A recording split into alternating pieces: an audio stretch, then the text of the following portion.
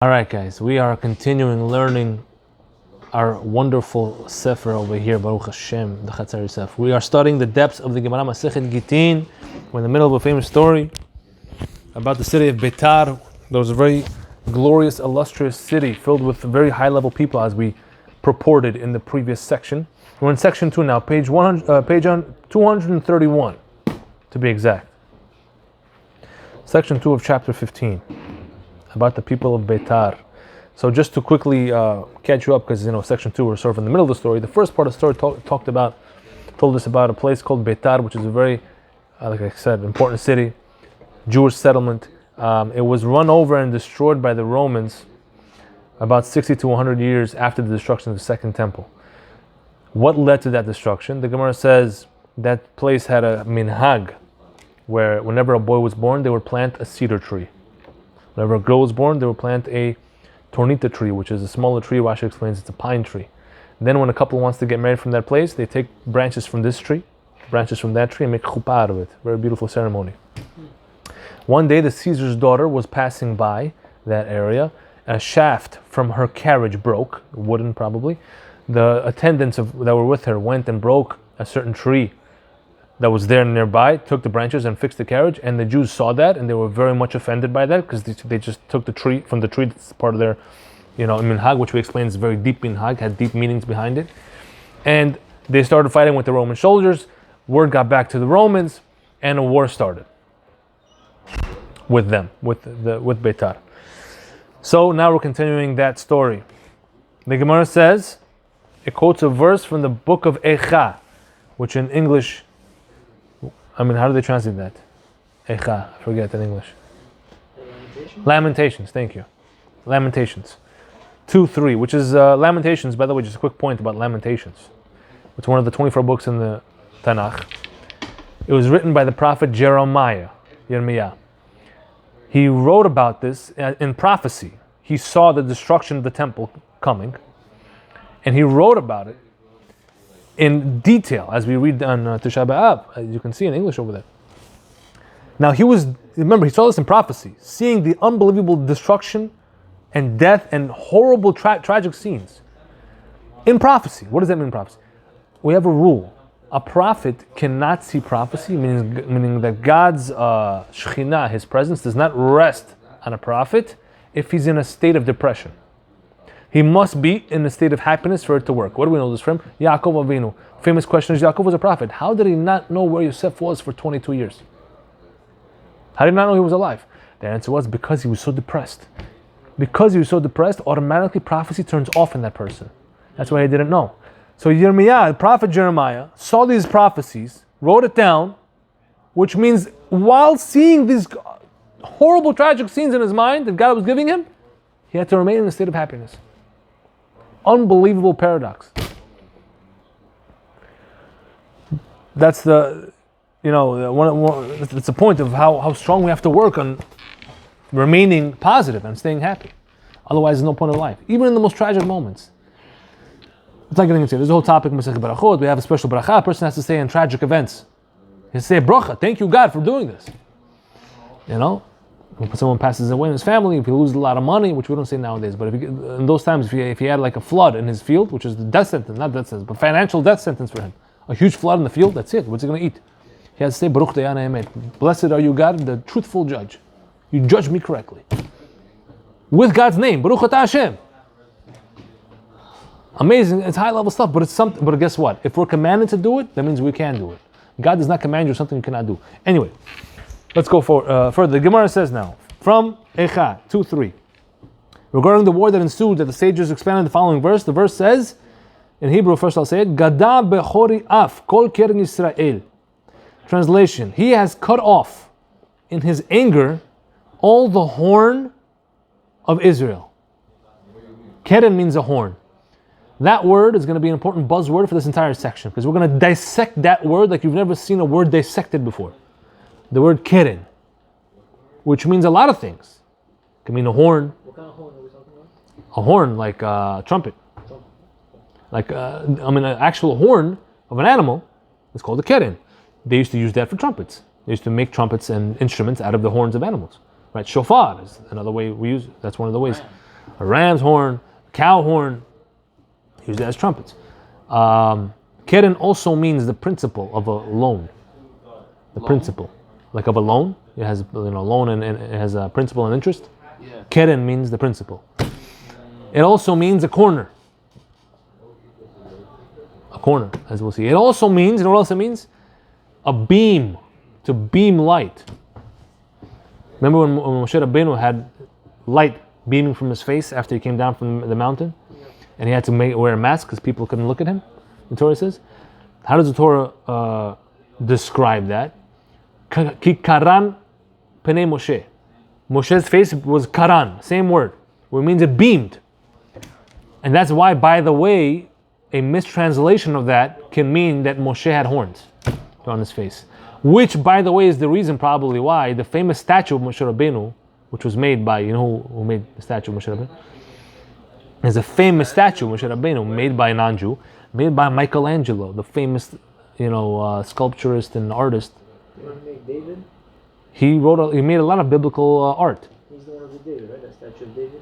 I believe so. I don't know about the David one. You have to double check on that. I don't know. But I know he made a famous statue of Moshe Rabbeinu.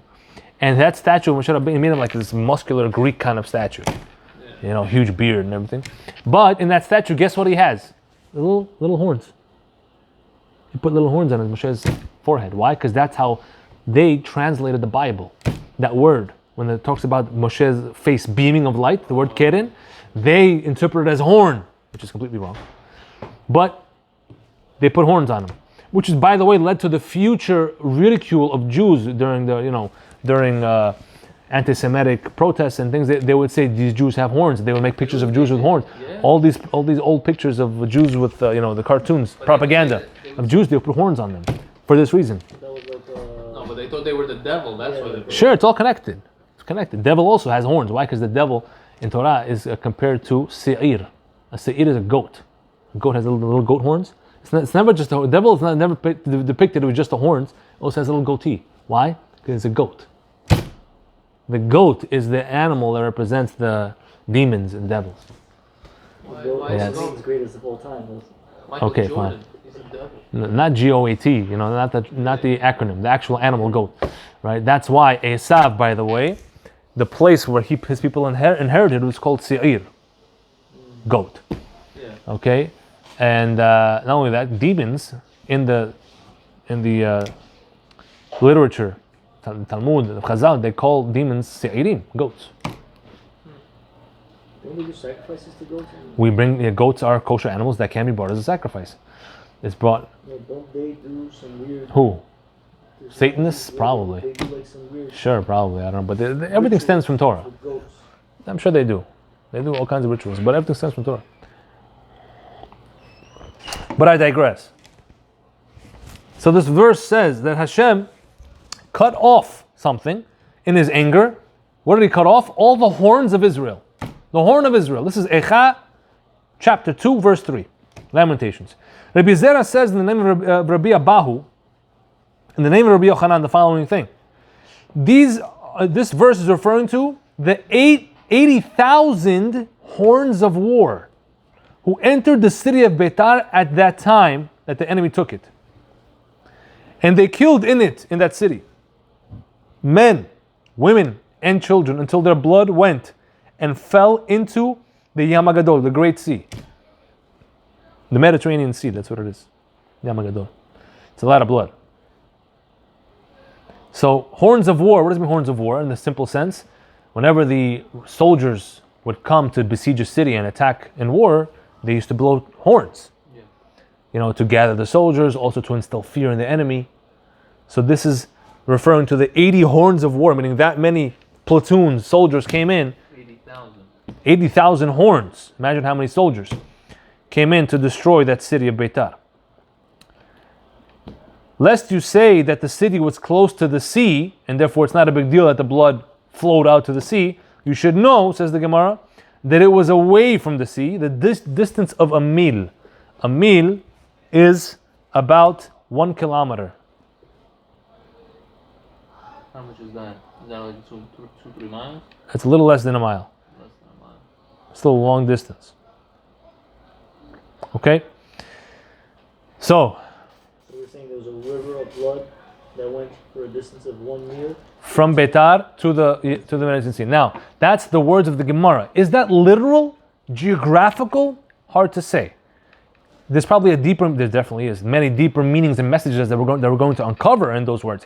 But look at note number 1. This may be referring to the Mediterranean Sea, but the problem is that the Mediterranean Sea is much more than a distance of a mil from the place where Beitar is believed to have been. Also, Qatar is not guaranteed to be in that section. We think that's where it was, Beitar was a city in Judea, around Judea. but we don't know the exact pinpoint. Yeah, What you're saying? yeah. We don't know exactly where. There's a city nowadays called Batir, which something that's the actual city. Some disputed. It's hard to say exactly, but it was definitely in Judea, in modern day Israel, maybe even modern day Jordan, possibly. We know that Chazal do not always mean to be technical and accurate in their Agadah, but rather intellectually savvy in their descriptions of things, as we discussed before. So basically, we're going to uncover the meaning, what this means, this distance of a mil from the ocean. Rashi says over here, horns of war. This refers to the troop leaders who blew horns to gather their legions, like we said. So just the leaders would have horns. So 80,000 leaders of soldiers. Imagine how many soldiers. That is the hyperbole, the metaphor that the Gemara seems to be saying. Now we're going to ask our questions. Next page 232, Shara Chatzar. Question number 1. The verse in Echad 2:3 that we just quoted seems very succinct and cryptic. You know what succinct means? Some say succinct. I don't know. Is it succinct? It could be either one. Potato. But the point is, what does the word mean? The word means very shorthand in words, but packing a lot of meaning. Minimal words, but a lot of meaning. The simple reading of it makes it seem like the horn being referenced is one that is possessed by Israel, since it says the horn of Israel. Yet Rabbi Zera in our Gemara, as explained by Rashi, is saying that this horn is referring to the legions of the Roman troops that entered and overran Beitar, who blew horns to gather their legions. So whose horn is it? What is this business with the horn? What does it even mean? They said horn of Israel, and then they said 80,000 horns of Rome that came in. So what does this mean? How can this apparent contradiction be reconciled? What are the layers of depth of this verse? And what is the significance of the number 80,000 that Rabbi Zera says? What is the meaning also of the vivid imagery at the end of our Gemara in its depiction of the Jewish blood spilling into the Great Sea? Why mention that specifically men, women, and children were killed instead of simply saying that all the inhabitants were killed? Why what's the point of specifying men, women, and children? What is the significance of the distance of a mil that our Gemara mentions between Beitar and the Great Sea? So those are all our questions. Let's do the commentary. We have 2 short commentaries, the Maharal and Ben Yehuda, and then we have the Chatzar Yosef, which on this particular piece, I think is one of the longest pieces in the entire book. Because the Chatzar Yosef here extends from page 233 to 242. It's about 10 pages. So it's going to take a few sessions, but each page is packed with just Torah juice, as I like to call it. First, we got to do the commentaries. We can't say what we have to say until we look at the Chachamim who came before us. The Maharal says the following. The word keren, which means horn, kuf resh nun sofit, in Echad 2:3, is a special reference to Beitar, the city of great fortitude, since the word itself also has a connotation of strength and fortitude. As it is written, there's a pasuk that says, and his horns are the horns of the wild ox. This is in Devarim. This is the blessing that Moshe Rabbeinu gave to Yosef HaTzadik. Yosef's... No. Moshe Rabbeinu. Yaakov also gave blessings at the end of his life, at the end of the book of Genesis, Bereshit. But Moshe also gave blessings at the end of his life, at the end of the book of Devarim, to each tribe. Okay. Right? So over there he says, V'karnav karnei re'im, which means his horns are the horns of a wild ox, which means strength. Who is the wild ox? Who does that represent? That's Yosef HaTzadik. He's compared to the ox. So he's trying to explain about Yosef's strength, and he gives this metaphor about his horns. This symbolized that the Romans came to take the blessing of fortitude from them. Right? That's the Maharal's theme here. He keeps saying how every time the Rome comes to destroy the Jewish people, they're coming to take back blessings that Yaakov, who's the father of the Jews, stole, quote unquote, from Esav, who is the father of the Romans. The number 80,000 whose core, what's the core of that number? 8. The rest is just exaggeration or hyperbole according to the Maharal. 8 is the core of that number. Since the zeros are negligible when studying the essence of a number, says the Maharal, look at the main part of the number, that's 8. It has the following significance. This is what 8 means. Anything physical in the world, and the quintessential example of which, for example, is a cube. The cube is the quintessential shape of the 3D world that we live in. The cube most readily and simply depicts the 3 dimensions. It's always made up of 6 planes. What does it mean 6 planes? 6 directions, 6 sides of a cube, correct? So that means top, bottom, north, east, west, and south, right? So north, east, west, south, and then you have the top and the bottom. Or 3 axes, X, Y, and Z axis, right? Which creates a total of 8 corners. The cube has 8 corners, right? It'll help if you have a piece of die in front of you or something, a dice. Dice is 2, die is 1. Anyway, 4 on top, 4 on the bottom, 8 corners. Thus, our Gemara mentions the number 80,000 to hint at the 8 corners, which by the way, the word keren also means corner, remember. 8 corners of the physical stronghold that was taken away from Betar. Right? So he's trying to explain how Betar had physical strength, represented by, conceptually by a cube, because that's physical, and there's 8 corners. That's why there's 80,000 horns that came in to take it away. Furthermore, a horn is something that protrudes out of the head, like a horn of an animal, beyond the boundaries of the body proper. Anything physical has a boundary of 6 sides, followed by a 7th element, which we forgot to mention, the 7th element of a cube. That's the internal element. That's the space inside the cube. That's the 7th element, which is a compilation of and fusing of all the 6 sides into one complete unit, right? When all of it comes together, it becomes one thing, one cube. That in itself is an extra element. That's Shabbat. That's the idea of Shabbat. That's the 7th element, allowing it to exist in nature. Look at note number 4. This is rooted in the concept of Shabbat. Since creation of the universe was a 6-day process, the physical universe, followed by the 7th day, Shabbat, which concretized creation by providing its intrinsic essence into it. The 7th element, which allows the next 6 days to function in their fullest mode, and so on and so forth. Right? It's the battery, the life energy that lets it to exist and keep going in space. That's the 7th element. Now, the Shabbat's the example, that's true of any physical thing that exists. The next element beyond 7 now, so we got up to 1, 2, 3, 4, 5, 6, 7. Now what's beyond 7? 8. What does 8 mean here?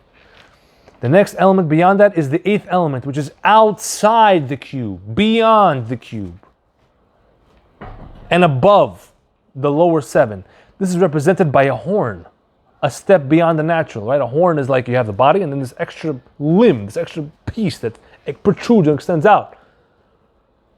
That's what the horn represents, beyond the package of the 7. It's the 8th. That's why 80,000. That's the idea of a horn. By the way, what's our horn? Tefillin. Come on, man. Tefillin is our horn. Because tefillin protrudes beyond us. It's what we're trying to plug into the upper worlds with that beyond our 7th limit. Here's the point. Yeah. I don't want to throw him a bone, but you get it. Continuing over here. Maharal says further, regarding the traveling of the blood towards the great seed, this was also a supernatural occurrence. Betar intended to plant themselves firmly with great fortification, but ironically, by the end of this military conflict, not even a root or branch of them remained, since even women and children were killed. That's why the Gemara mentions that detail, because they were completely outrooted, as our Gemara takes care to mention. The blood spilling into the sea symbolizes the complete erasure of the people of the city. Not even their blood remained in it. Even the blood drained out into the city, into the ocean.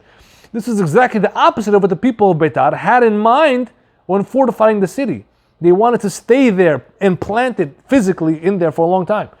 This is the general rule for something that is planted with the intent of great strength and fortification.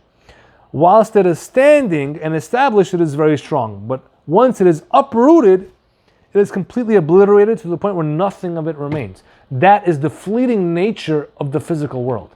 You could think you're so well established on something, that you've built and planted and put so much energy and effort into building something, but it takes a lot less time to break something down than it does to build it up. A building falls much faster than it's built. Your bank account can get depleted much faster than it goes up. Unless you win the lottery or something. But even then it could go down quick. And this is the nature of, that's the fleeting nature of physicality. You think that I've spent so much time, nothing can happen. I have insurance, I have this, I have that. And then in a blink of an eye, some worldwide event happens, worth nothing. That's what Beitar thought. Beitar, the people there, they were very smart. They were trying to really establish themselves. They had a very strong fortification, but... What was the fortification? They are very, the Maharal is saying they're a very strong fortified city, which means architecture-wise, and they had strong walls and all that, surrounding them. But they got destroyed by Rome, overrun by Rome. Where was this better? Near Jerusalem, not too far from Jerusalem. Okay. Yeah, city. Ben Yehoiada says a short point here. The number 80,000, he says, is hinted in the word af, aleph pesofit, which means anger. Also means nose, by the way. In the verse Echad 2:3, over there the word appears there, right? Because it says God cut off the horns of Israel in his anger, in his af, whatever that means. So the letters that spell the word af are Pei, whose gematria is 80, and Aleph, which when spelled out fully means Elef, which means 1,000. So 80 and 1,000. 80,000 represents anger. Thus 80,000. Yeah, that's why he says, Rabbi Zera, you chose the number 80,000. Again, so we see these are not actual historical numbers of how many people came left. These numbers are just there to teach you deep meanings. The actual number of how many Roman soldiers went through, it's hard for us to know, but it's not important. Okay, now, we finished the commentary we wanted to do. The question is, should we start the Chatzar Yosef? What time is it? Okay, we'll do 5 minutes. Yeah, we'll do one more midrash over here. It's an important midrash that is really connected. So we'll just do one page of Zat Hashem over here and call it a day. Says the Chatzar Yosef now on this piece. We must preface this section with the foreword that there is much to say about our Gemara. Even though it's a short Gemara, short commentaries, Hashem really revealed a lot for us on this. For it is endless in its profundity, which means depth. Familiarity with the first section of this chapter also, in the previous videos that we did, is essential to fully benefit from the upcoming discussion. Which means the ideas we talked about over there about Chesed, Din, and Rachamim are going to play a big role here as well. And we'll remind you of them once we touch them. Let us start our journey here by studying the following midrash. So I found another midrash in Echad Abba 2:6 about this pasuk, about this verse. I wrote it in Hebrew and English as well. Let's just read the English part. The verse again that we are studying says, "He has cut off in his anger all the horn of Israel." There are 10 horns, says the midrash.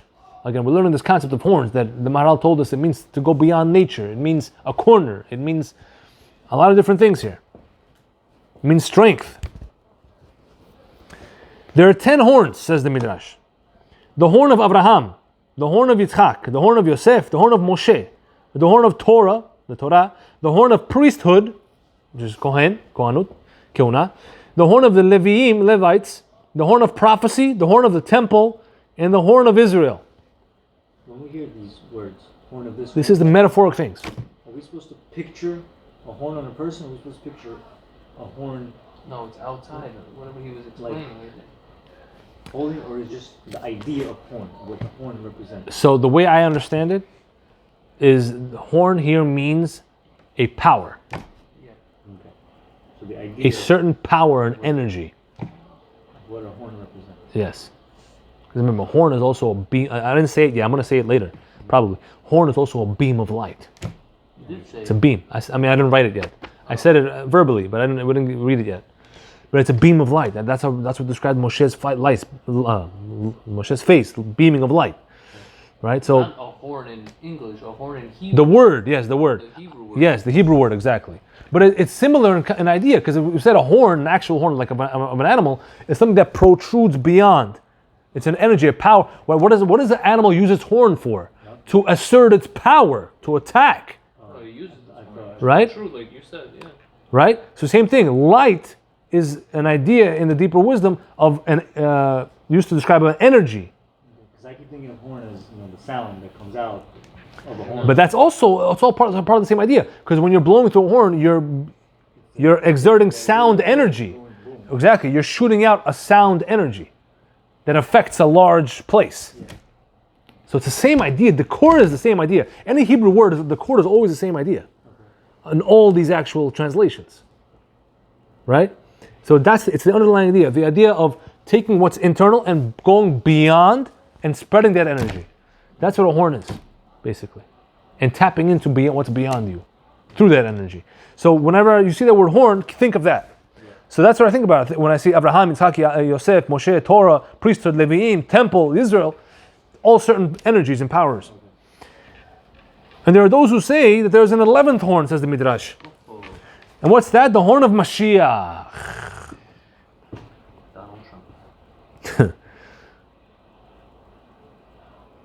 Yeah. So now the Midrash goes on to cite more things. I didn't translate that. I went dot. You look at note number 2 on the bottom. The Midrash goes on to cite one verse in the Torah somewhere that uses the word keren, horn, in that verse in connection to each one of these ideas or people or items that we just mentioned. There's a verse that supports each one of these. So if you want to see them, it would have been too long here. That's why I cut that out. But open the Midrash, you'll see it.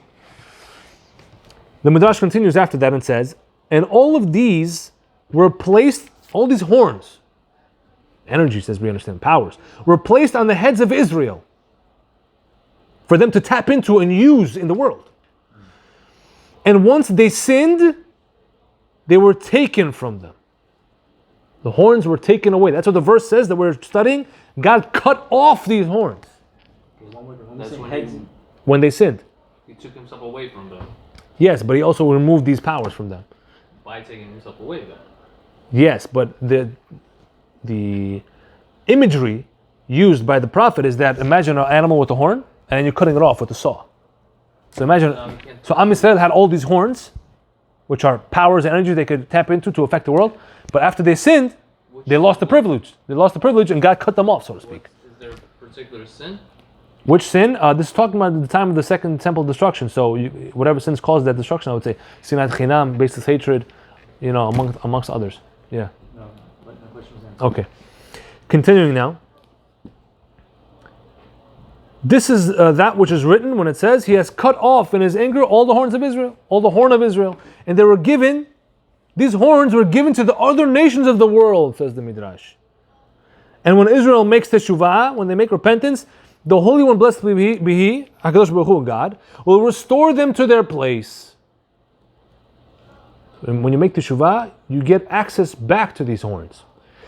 This is that which is written in Tehillim. It says, and all the horns of the wicked I will cut, but the horns of the righteous shall be lifted up high. Tehillim 75:11. The horns that he cut from the righteous ones of the world, when will he restore them back to their place? When the Holy One, blessed be He, will raise up high the horn of his Mashiach, as it says in the Pasuk in Shmuel, and he will give his might to his king, and he will raise up high the horn of his Mashiach. Which means when Mashiach comes, that's when you're really going to feel that you have access back to these horns, to these powers and energies. You feel different energy. Yes, and you're able to tap into deeper things in the world through these avenues. But again, you have to deserve it now, and then you get it when Mashiach comes. Meaning once Mashiach comes, it's too late. The test is over. Why does the whole world believe in this as well, though? Of what? The Messiah? Of what? Which part? Basically, yeah. If it was given, all of these Because prophecies and stories were given to the Jews, is it because they took the book? the first original monotheistic religion was the Torah, the Jewish religion. There were cults before that who took Jewish ideas. There were certain Jewish ideas that existed before that, but I purport to say, as well as some other scholars, that those were taken from the yeshivas that existed. There were yeshivas. Whose yeshivas? Shem and Ever. Shem was the son of Noach, and the great-grandson of the great-grandson of Shem was Ever. They were the two leaders of the yeshiva. But Abraham, Yitzhak, Yaakov, all them, even and Yaakov, they all attended and learned from the yeshiva as well. What did they learn in the yeshiva? They didn't learn what we learn today in yeshiva. They didn't learn how to say Kriyat Shema. They didn't learn about barachot on food. They didn't learn about the laws of Shabbat. They learned about philosophical and Kabbalistic ideas of God, of the creation of the world, that there is such thing as, or there will be such thing as God's will translated into a contract such as a Torah that He will. Before the Torah? Yeah, before Torah was given, right? All this information is godly information, Kabbalistic called information, was given to Adam, who then passed it along through Metushelach and other tzaddikim, Hanoch, and then Noach, and then Abraham, and then Shem, Ever, and then Abraham, and then Yaakov, and then it was officialized by given to the Jewish people in actual detailed form in terms of how it applied to the physical world. That means the oral Torah, right? The oral Torah that tells you all the what, where, when, how of how to do all the mitzvot and how to do God's will. That's the basic idea, doing God's will in this world. That was officially contracted in the giving of the Torah to millions of Jewish people. That's the story, basically, okay? Till this day. Okay. So what I'm trying to say is there was always Jewish and God Torah ideas in the world. So there was always going to be a savior? That's what I'm asking. And therefore, part of those ideas is that there's going to be a day, an end of days, where there will be a savior, a messiah, call it whatever you want. And then, of course, every cult after that, which branched off from those ideas, took the ideas they liked, such as Messiah, and made it part of their lore. Mythology, whatever you want to call it. But is it possible that whatever says in their books and their prophecies also come true as well? Whatever they added? Like what? Give me an example. I don't know, I forgot, but there's certain things that it says in the Which Quran, source? it says that we will control the world or whatever. If it says that, no? It says who will control the world? That the Muslims will take control over the world. I'm not sure. I'm not familiar with the Quran. But there are certain Jewish scholars who are. I'm not. I don't know with the Quran. So whatever, I heard that, and it says the same. Not that I read the Torah, but it says the same thing in the Torah, that there will be a moment where the nation of... There is a midrash, yeah. Yeah, so maybe they took it. Of course. I mean, the fact of the matter is, most good ideas that were ever thought up of in the world have a source in the Torah. Usually, 99% of the time. Yeah, Superman. Any good idea, especially any idea that made a lot of money, is definitely in the Torah. You know? But if they made a lot of money, are they allowed to do that? Is that a sin? If the Torah allows it, sure. The Torah forbids. Most of the things that people make money on, let's say like forbidden things, is not allowed, but they make a lot of money on it. Why? Because they're playing on the desires of people. That's the biggest money maker. Like all the industries, yeah. You know? Okay, anyway. Again, we digress. So that was the Midrash. So I think we'll stop here. Next week, B'ezrat Hashem, we're going to read the Gemara again, this Midrash quickly, and then go into the depth I want to uncover. What does this mean? These horns, there's so much more depth to uncover. So please, stay tuned. Baruch Adonai Olam, Amen, Amen.